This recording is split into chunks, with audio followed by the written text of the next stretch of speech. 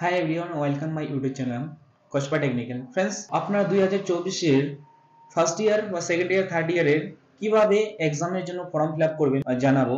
তো কিভাবে আপনারা ফর্ম ফিল আপ করবেন স্টেপ বাই স্টেপ এক্সামের জন্য।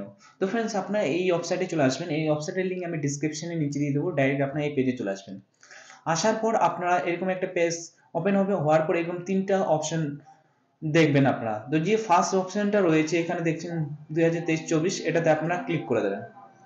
ক্লিক করার পর এরকম একটা সেকেন্ড পেজ ওপেন হয়ে যাবে। এখানে বলেছে আপনার কি সেমিস্টারের জন্য আপনি এক্সামের জন্য ফর্ম ফিল আপ করবেন সেটা এখান থেকে দেখে নেবেন। ফার্স্ট সেমিস্টার হলে ফার্স্ট সেমিস্টারে, সেকেন্ড সেমিস্টারে হলে সেকেন্ড সেমিস্টার, যেটা আপনার সেমিস্টার রয়েছে সেটা আপনারা এখান থেকে সেটাতে ক্লিক করে নেবেন। ক্লিক করার পর নেক্সট পেজ চলে আসবে। এখানে হচ্ছে অনলাইন এক্সামিনেশন পোর্টাল।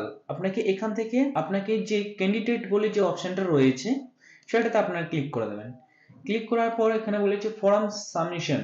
আপনাকে ফর্মটা এখানে সাবমিশন করতে হবে বা এটাতে ক্লিক করে নেবেন। আপনার ক্লিক করার পর এরকম পেজ ওপেন হয়ে যাবে। ক্যান্ডিডেট এনরোলমেন্ট এই ডিটেলস আপনাকে দিতে হবে। যেরকম আপনার রেজিস্ট্রেশন নাম্বারটা এখানে আপনারা দিয়ে দেবেন।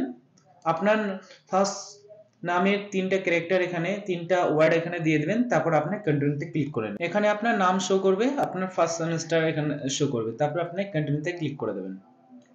এখানে আপনার ডিটেলস শো করবে, যেরকম আপনার রেজিস্ট্রেশন নাম্বার, ক্যান্ডিডেটের নাম, তারপর আপনার ক্যান্ডিডেটের বাবার নাম শো করবে, তার অ্যাড্রেস শো করবে, জেন্ডারটা শো করবে, সেমিস্টার শো করবে, ডেট অফ বার্থটা শো করবে, আর মোবাইল নাম্বারটাও শো করবে। এখানে ইমেল আইডি যদি দিয়ে থাকে এখানে ইমেল আইডি শো করবে।